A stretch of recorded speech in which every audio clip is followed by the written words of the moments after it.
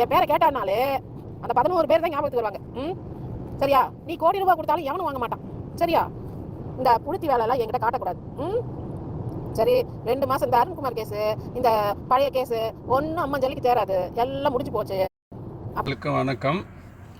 என்னுடைய பேர் உதயகுமார். நான் பெங்களூர்லேருந்து வந்திருக்கிறேன்.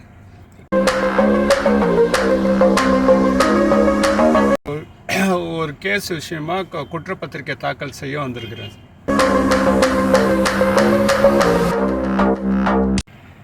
என்னுடைய பையனுக்கு மேட்ரிமோனியல் மூலயமா பொண்ணு தேவைன்னு சொல்லிட்டுன்னு விளம்பரம் பண்ணியிருந்தேன் சார். அதை பார்த்துட்டு கோயம்புத்தூர்லேருந்து சித்ராங்கிற பொம்பளை எங்களை தொடர்பு கொண்டாங்க. அவங்க பொண்ணுக்கு ஸ்ருதிக்கு மாப்பிள்ளை பார்த்துன்னு இருக்கிறதாவும் உங்கள் பையனோட ப்ரொஃபைல் பிடிச்சிருக்கிறது, அதனால் மேற்கொண்டு நம்ம பேசலான்னு எங்களை தொடர்பு கொண்டாங்க. நாங்களும் சரி ஓகேன்னு சொல்லிட்டு அவங்கக்கிட்ட தொடர்ந்து பேச்சுவார்த்தை நடத்தினோம். அப்புறம் அவங்க எங்கள் பையனோட நம்பர் வாங்கி அவர் யூஎஸில் இருந்ததுனால அவர்கிட்ட பேசி இந்த மாதிரி நாங்கள் தொழிலதிபருங்க, நாங்கள் ஃபைனான்ஸ் நடத்துகிறோம், எக்ஸ்போர்ட் பிஸ்னஸ் பண்ணுறோம், எங்களை ட்ரஸ்ட்டு நடத்துகிறோம் அப்படின்னு, நாங்கள் பெரிய தொழிலதிபர், எங்களுக்கு உங்களை பிடிச்சிருக்குது அப்படின்னு சொல்லிட்டுன்னு, அதனால் நம்ம மேற்கொண்டு தொடர்ந்து பேசலாம் அப்படின்னு சொல்லிட்டு சொல்லியிருக்காங்க. சரி, எங்கள் பையனுக்கும் பிடிச்சிருந்ததுனால சரி ஓகே எங்கள் அப்பா அம்மா கிட்ட பேசுங்க அப்படின்னு சொல்லியிருந்தார். பேசிட்டு சொல்லும்போதே அவங்க திடீர்னு ஒரு நாள் அவருக்கு ஃபோன் பண்ணிவிட்டு, சுருத்திங்கிற பொண்ணு இந்த மாதிரி எங்கள் அம்மாவுக்கு ஹார்ட் அட்டாக் வந்துடுச்சு, அவங்களுக்கு பைபாஸ் ஆப்ரேஷன் பண்ணோம், அவசரமாக ஒரு 5 லட்ச ரூபா பணம் வேணும் அப்படின்னு சொல்லிட்டு கேட்டிருக்கிறாங்க. ஏதோ ஹார்ட் ஆப்ரேஷன் இல்லை அப்படின்னு சொல்லிட்டு அவரும் பரிதாபப்பட்டு அனுப்பிச்சி கொடுத்தாரு. அப்புறம் தொடர்ந்து அதே மாதிரி 1 லட்சம் 2 லட்சம் சொல்லிட்டு பணம் வாங்கியிருந்தாங்க. அதுக்கப்புறமா சரி நீங்கள் இந்தியாவுக்கு வாங்க, நம்ம பேசி நிச்சயதார்த்தத்துக்கு ஏற்பாடு பண்ணலாம் அப்படின்னு சொல்லிட்டு எங்கள் பையனை இந்தியாவுக்கு வர வச்சாங்க. இந்தியாவுக்கு வர வச்சுட்டு எங்கள் வீட்டுக்கு அந்த சித்ராங்கிற பொம்பளை, அப்புறம் ராஜசேகரன்னு அவங்க புருஷன், அவங்க பையன் சுபாஷ் 3 பேரும் வீட்டுக்கு பார்த்துட்டு சரி எங்களுக்கு பிடிச்சிருக்குது, என்கேஜ்மெண்ட்டுக்கு நிச்சயதார்த்தம் பண்ணிக்கலாம் நம்ம அப்படின்னு சொல்லிட்டு சொன்னாங்க. சொல்லிவிட்டு சென்னைக்கு கிளம்பி போனாங்க. மறுநாள் எங்கள் பையனுக்கு ஃபோன் பண்ணிவிட்டு நிச்சயதார்த்தத்துக்காக சத்திரம் பார்க்கணும், ஹோட்டல் பார்க்கணும், நீங்கள் வாங்க அப்படின்னு சொல்லிட்டு கூப்பிட்டாங்க. எங்கள் பையனும் போயிருந்தார்.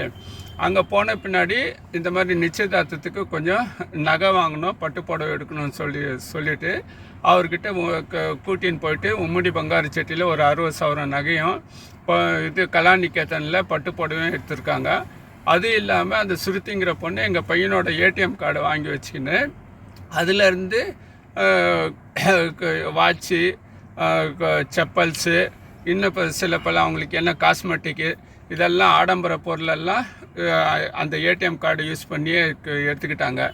அதுக்கப்புறமா என்ன சொன்னாங்க, இப்போ நாள் நல்லா இல்லை, 1 மாதம் கழித்து வச்சுக்கலாம் நிச்சயதார்த்தம், நீங்கள் யூஎஸ் கிளம்பி போங்கன்னு எங்கள் பையன்கிட்ட சொல்லிட்டாங்க. அவரும் கிளம்பி போயிட்டார். சரி நீங்கள் டேட்டு அனௌன்ஸ் பண்ணுங்கள், நான் வரேன் அப்படின்னு சொல்லிட்டுன்னு. அவர் யூஎஸ் போனதும் மறுபடியும் கொஞ்சம் இந்த மாதிரி நிச்சயதார்த்த செலவுக்கு பணம் வேணும்னு சொல்லிட்டு மறுபடியும் பணம் கேட்டுருக்காங்க. அவர் மறுபடியும் ஒரு முறை 2 லட்ச ரூபா, ஒரு முறை 1 லட்ச ரூபா அனுப்பிச்சிருக்கிறாங்க.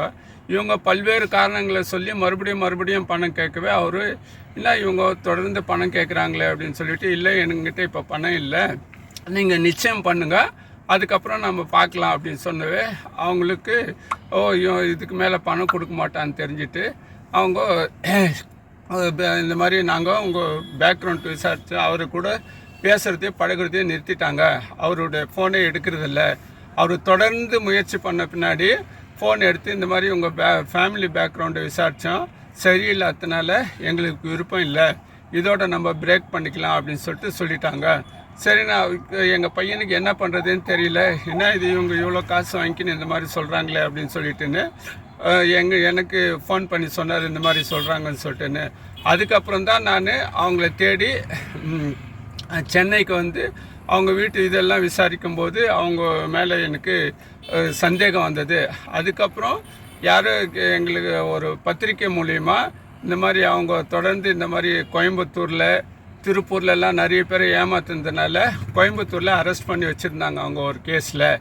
அதை தெரிஞ்சுன்னு நான் அங்கே போயிட்டு இவங்க ஏமாத்துறவங்க போல் இருக்குது, இவங்க தொழிலை ஏமாத்துறது தான் தெரிஞ்சுக்கின்னு நானும் திருமங்கலம் போலீஸ் ஸ்டேஷனில் கம்ப்ளைண்ட் கொடுத்தேன். அவங்க முதல் தகவல் அறிக்கையும் பதிவு பண்ணாங்க. அதுக்கப்புறமா அவங்க குற்றப்பத்திரிக்கை தாக்கல் பண்ணல. நானும் என்னுடைய பர்சனல் ஃபேமிலி மேட்டர்னால அதை கொஞ்சம் அப்படியே விட்டுட்டேன். அதுக்கப்புறம் என்னுடைய நண்பர் ஒருத்தர் அவங்க அந்த சித்ராங்கிறவங்களோட மொபைல் இது லிங்க்கை ஒன்று யூடியூப் லிங்க் அனுப்பிச்சார்.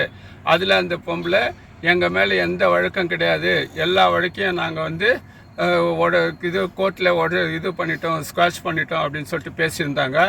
அப்புறம் தான் நான் மறுபடியும் காவல் நிலையத்துக்கு கேட்கும்போது, என்ன சார் இந்த மாதிரி இந்த பொம்பளை இந்த மாதிரி பொய் பேசின்னு தெரியுது அப்படின்னு சொல்லும்போது, அப்படியா அப்படின்னு சொல்லிட்டு அவங்களும் சரி வாங்க குற்றப்பத்திரிக்கை தாக்கல் பண்ணலான்னு சொல்லிட்டு கூப்பிட்டாங்க என்ன.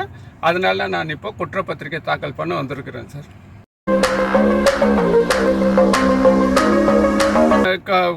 கேஷாக ஒரு 10 லட்ச ரூபாவும், நகை தான் என்கேஜ்மெண்ட்டுக்கு நகை எடுக்கணும்னு கூப்பிட்டாங்க இல்லைங்களா.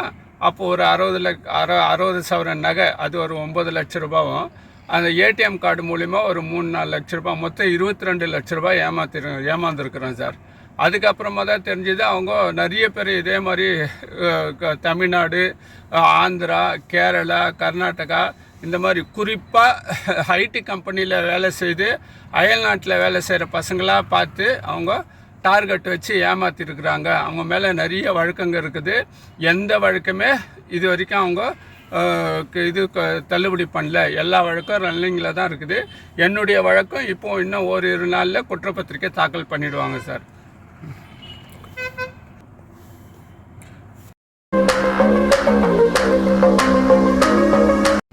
மக்களுக்கு நான் சொல்கிறது என்னென்னா, இந்த மாதிரி அந்த பொம்பளை நாங்கள் பெரிய தொழில் அதிபருங்க, ஏற்றுமதி இறக்குமதி தொழில் செய்கிறோம், ஃபைனான்ஸ் கம்பெனி வச்சுன்னு இருக்கிறோம், இது பண்ணியிருக்கிறோம், அப்படி ட்ரஸ்ட் வச்சுன்னு இருக்கிறோன்னு சொல்லிட்டு நிறைய இடத்துல அதை மாதிரி தான் சொல்லி ஏமாத்தின்னு இருக்குது. இன்னமும் ஏமாற்றிட்டு இருக்கிறது. அதனால் அந்த பொம்பளையை கண்டாக்கா நீங்கள் யாரும் ஏமாற வேணாம். ஒருத்தர்கிட்ட எங்ககிட்ட சித்ரா, அவங்க புருஷன் பேர் ராஜசேகர், பொண்ணு பேர் சுருத்தின்னு சொன்னாங்க. வேறு ஒருத்தர்கிட்ட அவங்க அப்பா பேர் பிரசன்ன வெங்கடேஷ், அந்த பொண்ணு பேர் மாதவின்னு சொல்லியிருக்கிறாங்க. இந்த மாதிரி பேரை மாற்றி நிறைய பேரை ஏமாற்றின்னு இருக்கிறாங்க. அதனால் பொதுமக்கள் யாரும் அவங்கக்கிட்ட ஏமாற வேணான்னு கேட்டுக்கிறேன். இன்னொன்று காவல்துறைக்கு நான் கேட்டுக்கிறது என்னென்னா, இந்த மாதிரி இந்த வழக்கை கூடிய விரைவில் ட்ரையல் கொண்டு நான் இழந்த பணம் பொருள் எல்லாம் எனக்கு மீட்டு கொடுக்கணும். என்னை ஏமாத்துறதுக்காக, என் பையனை ஏமாத்துறதுக்காக அவங்களுக்கு தகுந்த தண்டனையை வாங்கி கொடுக்கணும்னு நான் காவல்துறையை கேட்டுக்கிறேன். காசு கொடுத்து வச்சிருக்கியாரா? காசு கொடுத்து போய் கேஸ் போட சொன்னியா? நீ என்ன சொன்னாலும் தேராது. என் பேரை கேட்டானாலே அந்த 11 பேர் தான் ஞாபகத்துக்கு வருவாங்க. சரியா? நீ கோடி ரூபாய் கொடுத்தாலும் எவனும் வாங்க மாட்டான். சரியா? இந்த புழுத்தி வேலைலாம் என்கிட்ட காட்டக்கூடாது. சரி, 2 மாதம் இந்த அருண்குமார் கேஸு, இந்த பழைய கேஸு ஒன்றும் அம்மா ஜல்லிக்கு தேராது. எல்லாம் முடிஞ்சு போச்சு.